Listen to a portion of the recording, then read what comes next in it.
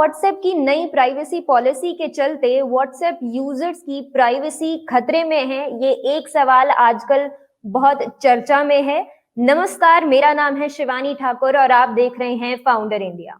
दुनिया भर में व्हाट्सएप के 2 बिलियन यूजर्स हैं। ऐसे में एक इतना बड़ा ब्रांड अपनी प्राइवेसी पॉलिसी को अपडेट करता है, जिसके चलते लोगों के बीच में बहुत ज्यादा कंफ्यूजन पैदा हो जाती है। ऐसे में एलन मस्क, जिन्होंने हाल ही में दुनिया के सबसे अमीर आदमी का खिताब हासिल किया है, उन्होंने भी सिग्नल ऐप को एंडोर्स किया है। लाजिम है कि बहुत अधिक मात्रा में लोगों ने सिग्नल ऐप और टेलीग्राम ऐप को डाउनलोड किया है और उसको इस्तेमाल करना शुरू किया है। क्या पॉलिसी है व्हाट्सएप की जिसके चलते ऐसा हो रहा है, और व्हाट्सएप की तरफ से कितनी क्लैरिफिकेशन लोगों को मिली है इस विषय पे आज बात करेंगे व्हाट्सएप की नई पॉलिसी पे।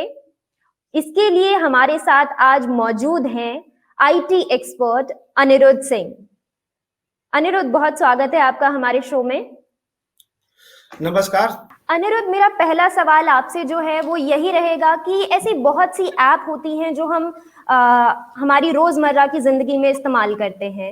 जब हम एक ऐप को डाउनलोड करते हैं तो वो हमारे डेटा को एक्सेस करने के लिए हमसे परमिशन मांगती है और हमारे पास कोई ऑप्शन नहीं होता है, तो हम जो परमिशन है उनको दे देते हैं। तो यहाँ पे हमारा जो डेटा है वो कितना सेफ होता है, इस बारे में बताइए। आपने बिल्कुल सही कहा कि आप कोई भी मोबाइल ऐप इंस्टॉल किए तो आपके पास ऑप्शन नहीं होता अदर देन कि आप उनकी जो भी परमिशन मांग रहे हैं, चाहे वो कांटेक्ट की हो, चाहे वो आपके फोन कॉल करने की हो, एसएमएस रीड करने की हो, एसएमएस सेंड करने की हो, बहुत सारी परमिशन मांगते हैं।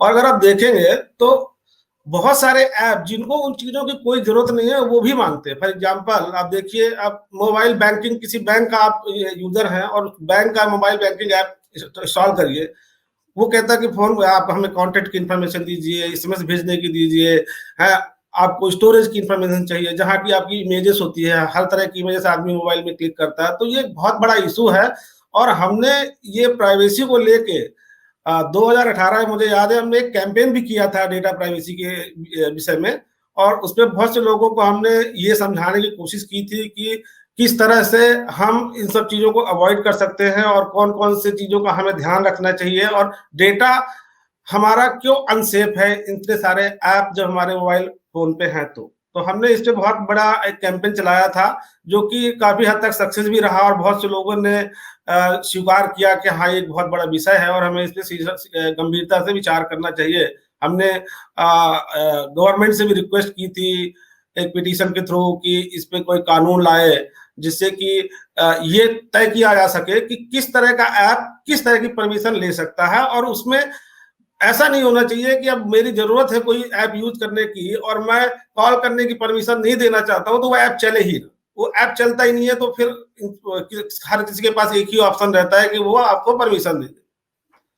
तो इस पे हमने काफी गंभीरता से कैंपेन चलाया था और आज भी वो इशू बना हुआ है। हर किसी भी आप मोबाइल ऐप पे जाइए, आपका सारा डेटा, मतलब मैंने तो देखा है कि सारे जितने भी मोबाइल ऐप हैं वो सबसे पहले आपका कॉन्टेक्ट इन्फॉर्मेशन निकाल लेते हैं, फिर आपके एसएमएस रीड करते हैं, जहां से एसएमएस से उनको ये डिटेल मिल जाती है आपकी फाइनेंशियल सिचुएशन क्या है, आपके पास कितने ट्रांजेक्शन होते हैं, कितना आप स्पेंड करते हैं मंथली। तो उनके पास बहुत सारे ऐसी इशू डेटा है और फिर उनके पास हमारे स्टोरेज की एक्सेस होती है जहां की आपके पास बहुत सारी फोटोज होती है, कुछ अच्छी भी होती है, कुछ जो कि आप नहीं किसी के साथ शेयर करना चाहते, लेकिन वो सब उठा सकते हैं वहां से और मेरे ख्याल से वो ले जाते हैं अननोइंगली और नोइंगली, लोगों को पता हो ना हो, लेकिन वो सब चीज डेटा चुरा के ले जाते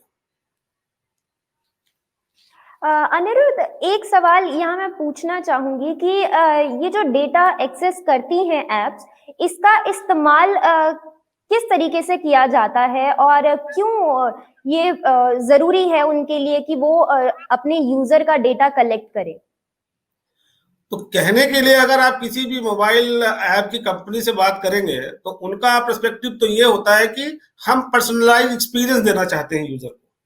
तो पर्सनलाइज एक्सपीरियंस देने के लिए आपका डेटा वो लेना चाहते हैं, रीड करना चाहते हैं, समझना चाहते हैं, उस पर डेटा माइनिंग करते हैं, फिर निकालते हैं। फॉर एग्जांपल आप अमेजन का देखिए, तो अमेजन को डेटा चाहिए होता है कि आप क्या क्या चीज विजिट करते हैं, किस तरह के प्रोडक्ट देखते हैं। बेस्ड ऑन दैट वो आपको रिकमेंडेशन देते हैं नए नए प्रोडक्ट करने के लिए और मार्केटिंग एक्टिविटीज करते हैं। कहने के लिए तो ये है, सही है, अच्छा है कि लोगों को अगर डेटा होगा, लोगों को पर्सनलाइज एक्सपीरियंस मिलेगा, पर उसके नाम पे आप किसी के कांटेक्ट इंफॉर्मेशन, उसके सारे रिलेटिव्स, उसके सारे फ्रेंड्स की लिस्ट निकाल के फिर उनको आप मैसेज भेजते हो, उनके साथ मार्केटिंग करते हो, जो कि मेरे हिसाब से ये एक जो है तो बहुत ही गलत कदम है। ऐसा नहीं होना चाहिए। आपको बिना परमिशन के, आपने कॉन्टेक्ट रीड करने की परमिशन ली है, लेकिन आपने कॉन्टेक्ट को मैसेजिंग करने की या मार्केटिंग एक्टिविटी करने की परमिशन नहीं ली है, तो आपको ऐसा नहीं करना चाहिए। और इसके लिए कोई ना कोई लॉ होना चाहिए हमारे देश में। अनिरुद्ध, व्हाट्सएप की जो पॉलिसी आई है उसको लेके बहुत ही ज्यादा कंफ्यूजन है सभी यूजर के बीच में, तो इस पे आपका क्या कहना है? आप सही कह रहे हैं। बहुत से लोग, इवन मेरे तो बहुत सारे फ्रेंड्स ने दूसरे दूसरे ऐप में स्विच कर लिया और मेरे पास मैसेज भी आ रहे हैं कई दिनों से कि I am switching to this and I am no longer available on WhatsApp. पर सवाल ये है कि पॉलिसी व्हाट्सएप ने चेंज क्यों की और वो उसका इस्तेमाल क्या करना चाहते हैं। तो अब व्हाट्सएप के पास आप देखेंगे तो अब जैसे कि व्हाट्सएप शेयर करने वाला डेटा फेसबुक के साथ, दो बहुत ही डिफरेंट प्लेटफॉर्म है, ये समझना बहुत जरूरी है। फेसबुक एक सोशल प्लेटफॉर्म है और जो व्हाट्सएप है वो बहुत ही पर्सनलाइज प्लेटफॉर्म है, जिसमें कि ग्रुप मैसेजिंग होती है, पर्सनल चैट्स होती हैं, पर्सनल इंफॉर्मेशन शेयरिंग होती है, वो पर्सनल इंफॉर्मेशन भी होती है, बिजनेस रिलेटेड भी इंफॉर्मेशन हो सकती है। तो उस डेटा को लिंक करना, पर्सनल डेटा को, उस प्लेटफॉर्म के डेटा को एक सोशल प्लेटफॉर्म के, सोशल मीडिया प्लेटफॉर्म के डेटा से लिंक करना, अपने आप में ही ये बहुत ही अनुचित कदम मैं मानता हूं। और ऐसा व्हाट्सएप को नहीं करना चाहिए था, लेकिन चूंकि WhatsApp is owned by Facebook और फेसबुक ने बहुत सारा पैसा इस पे लगाया था, तो वो कहीं ना कहीं इसको मोनेटाइज करने की कोशिश करना चाह रहे हैं। तो मेरे ख्याल से लोगों के मन में शंका है, जो कि बहुत वाजिब है। और मैं खुद सोचता हूं कि अगर इस तरह की इंफॉर्मेशन जो कि व्हाट्सएप के पर्सनल चैट में होती है, वो अगर फेसबुक के पास गई, तो फेसबुक तो छोड़िए, फेसबुक का डेटा तो हमने देखा है बहुत बार लीक हुआ है, उनके यहाँ बहुत बार डेटा हैकिंग हुई है। उसका बाकी लोग, फेसबुक कितना गलत इस्तेमाल करेगा वो एक अलग सब्जेक्ट है, पर बाकी लोग जो उस इंफॉर्मेशन को इलीगली एक्सेस कर पाएंगे, वो उसका कैसे इस्तेमाल करेंगे। लोगों को ब्लैकमेल भी कर सकते हैं, लोगों की फाइनेंशियल सिचुएशन के हिसाब से उनके साथ कुछ भी व्यवहार कर सकते हैं। तो ये कहीं ना कहीं इस पे सरकार को कदम उठाना चाहिए। और मैंने देखा है कि आईटी मिनिस्ट्री ने बोला है कि हम इसका डिटेल में रिव्यू कर रहे हैं, गंभीरता से विचार कर रहे हैं, और इसको हम रिव्यू करने के बाद किसी का उस पर पहुंचेंगे कि क्या निर्णय लेना चाहिए। यानी कि फेसबुक का इसके पीछे जो भी मकसद हो, लेकिन ऐसा होना नहीं चाहिए, क्योंकि बहुत से जो हैकर्स हैं वो घात लगाए बैठे होते हैं ऐसी फाइनेंशियल या किसी भी तरह की पर्सनल इंफॉर्मेशन के लिए। तो हाँ, एक मेरा सवाल जो आपसे रहेगा वो ये है कि बहुत से लोग स्विच कर रहे हैं सिग्नल ऐप या टेलीग्राम ऐप, ऐसी दूसरी ऐप्स की तरफ। तो ये कितना जल्दी है? क्या हमें और इंतजार करना चाहिए व्हाट्सएप की तरफ से किसी अपडेट का? और एक सवाल मैं ये पूछना चाहूंगी कि व्हाट्सएप की तरफ से जो अभी फिलहाल सूचना जारी की गई है, वो अपने आप में कितनी पूरी है या कितनी अधूरी है? वहां पे सिर्फ बताया जा रहा है कि वो क्या क्या नहीं करेंगे, उस डेटा का इस्तेमाल किस तरीके से होगा, ये अभी भी नहीं बताया जा रहा है। तो इसके बारे में हमें बताइए। मेरे ख्याल से अभी इंतजार करना चाहिए लोगों को। और उसका सबसे बड़ा कारण ये है कि जो भी ये टेलीग्राम और सिग्नल ऐप हैं, इनमें क्या डेटा प्राइवेसी की इशू है या और किस तरह की इशू है, वो अभी किसी को पता नहीं है, क्योंकि इतना ज्यादा यूजर्स में नहीं थे जितना कि व्हाट्सएप था। तो अभी उसके बारे में जानकारी उपलब्ध नहीं है। तो अब जैसे जैसे लोग उधर बढ़ेंगे तो फिर एक्सपर्ट लोग उस पर अपना एनालिसिस करेंगे और देख के बताएंगे कि इस पे प्राइवेसी की कितना इशू है, और उनकी प्राइवेसी पॉलिसी भी पता नहीं लोगों ने पढ़ी है कि नहीं पढ़ी है, और कितनी मतलब वो जिम्मेदार पॉलिसी है उनकी भी। तो अभी मेरे ख्याल से अभी हमारे पास समय है, शायद ये फरवरी के फर्स्ट या सेकेंड वीक से इनकी पॉलिसी लागू होगी, तो अभी इंतजार करना चाहिए। पर एक तरीके से अच्छा भी है कि कुछ लोगों ने स्विच करना शुरू करके ये सिग्नल तो व्हाट्सएप को जरूर भेजा है कि आप जो है पर्सनल जो भी डेटा आपके पास है, आप एक प्लेटफॉर्म हो, डेटा के ओनर नहीं हो। डेटा का ओनर तो वो इंडिविजुअल इंसान है जिसका कि वो डेटा है या उन लोगों का है जो उसमें शेयर कर रहे हैं। आप उसके कस्टोडियन हो, और आप कस्टोडियन हो तो आप डेटा को आप मनमाने तरीके से यूज नहीं कर सकते हो। तो ये एक सिग्नल तो गया है, इसीलिए शायद उन्होंने कुछ क्लैरिफिकेशन भी जारी किया है।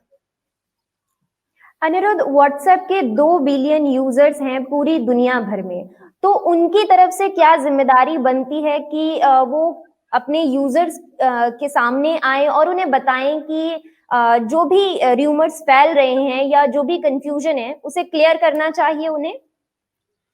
जरूर करना चाहिए। पहले फर्स्ट प्लेस में तो उन्होंने गलती ये की कि उन्होंने एक प्राइवेसी पॉलिसी में इतना मेजर चेंज लाया और विदाउट ज्यादा जानकारी दिए कि ऐसा ऐसा होगा। आपने कह दिया कि हम डेटा फेसबुक के साथ शेयर करेंगे। अब उन्होंने, चूंकि लोगों ने स्विच करना शुरू किया तो उनको लगा कि हमारा यूजर बेस घट सकता है, तो उन्होंने दोबारा से क्लैरिफिकेशन जारी किया कि नहीं, जो आपकी पर्सनल चैट है या ग्रुप चैट है, इस तरह की चीजों को हम फेसबुक के साथ शेयर नहीं करेंगे। वो आपका पर्सनल डेटा अभी भी इंक्रिप्टेड रहेगा और उसको कोई नहीं देख सकता। लेकिन जो बिजनेस अकाउंट्स हैं, बिजनेस अकाउंट्स की जो ट्रांजेक्शन, क्योंकि बिजनेस के द्वारा लोगों को इनवॉइसेज भेजी जाती हैं, लोगों को बहुत सारे उनके प्रॉब्लम सॉल्व, लोग आजकल व्हाट्सएप के थ्रू कंप्लेन भी करते हैं, रेजोल्यूशन भी वहां मिलता है, वहीं से उनको इनवॉइस भी मिलती है, पेमेंट की डिटेल रिसीप्ट होती है। तो वो इन्फॉर्मेशन अब वो कह रहे हैं कि वो शेयर करेंगे, उसके बेस पे वो पर्सनलाइज एडवर्टीजमेंट दिखाएगा फेसबुक। पर मुझे लगता है कि वो भी बिजनेस जो अकाउंट है वो भी कहीं ना कहीं किसी ना किसी की पर्सनल इन्फॉर्मेशन है। आप उसको इस तरह से फेसबुक के साथ शेयर नहीं कर सकते, और वो हैबिट नहीं है। जो पर्सनलाइजेशन होता है वो किसी भी व्यक्ति के हैबिट क्या है, उसकी एक्टिविटी क्या है, उसके बेस पे करते हैं। लेकिन ये पर्सनलाइज एक्टिविटी के बेस पे आप डेटा शेयर करके एडवर्टीजमेंट दिखाओगे तो कितना उचित है ये कहना आज की डेट में बहुत ही मुश्किल कार्य है। लेकिन मुझे लगता है कि ऐसा करना सही नहीं रहेगा। तो आज के इस एपिसोड में हमारे जो भी व्यूअर्स हैं उन्हें ये तो क्लियर हो गया होगा कि बहुत जल्दबाजी ना करें किसी भी दूसरी ऐप पे स्विच करने के लिए, क्योंकि वो कोई भी ऐप हो, अभी हमें नहीं पता है कि उनकी प्राइवेसी पॉलिसीज कैसी हैं। वहीं दूसरी तरफ व्हाट्सएप को हम सालों से यूज करते आ रहे हैं, तो वो फिर भी काफी ऑथेंटिक मानी जा सकती है। लेकिन इस प्राइवेसी पॉलिसी के चलते जो भी कंफ्यूजन पैदा हुआ है दुनिया भर में, इसके लिए हमें अभी कुछ वक्त और वेट कर लेना चाहिए। हो सकता है कि व्हाट्सएप की तरफ से कोई और अपडेट आ जाए। और अगर आप फिर भी चाहते हैं, स्विच करना चाह रहे हैं टेलीग्राम, सिग्नल या किसी दूसरे मैसेजिंग प्लेटफॉर्म पे, तो उसकी प्राइवेसी पॉलिसी को बहुत अच्छी तरीके से परख लीजिए, पढ़ लीजिए, समझ लीजिए कि वो आपसे कितना डेटा ले रहा है, किस तरीके का डेटा ले रहा है और उसका आगे किस तरीके से इस्तेमाल होगा। साइबर क्राइम्स जो हैं वो दिनों दिन बढ़ते जा रहे हैं। चाहे ऐप का कुछ भी मोटिव हो, चाहे फेसबुक हो, चाहे व्हाट्सएप या कोई दूसरी ऐप, उनका कुछ भी मोटिव हो सकता है, लेकिन उसके ऊपर भी कुछ ऐसे लोग हैं जिनका काम ही ये है कि वो दूसरों की जो निजी जानकारी होती है उसका गलत इस्तेमाल करते हैं। ऐसी एप्स पे हम बहुत बार अपनी अकाउंट डिटेल्स या बहुत पर्सनल इंफॉर्मेशन जो हमें हम नहीं चाहते हैं कि वो दुनिया के सामने आए, वो भी हम साझा करते हैं। तो ये जानकारी आप अपने पास रखें कि पॉलिसीज कैसी हैं, उन्हें देख लीजिए, उन्हें समझ लीजिए और उसके बाद किसी भी ऐप को इस्तेमाल करने का या उसको ना इस्तेमाल करने का जो फैसला है इसके बाद लें। तो आज के लिए बस इतना ही। मुझे दीजिए इजाजत और देखते रहिए फाउंडर इंडिया।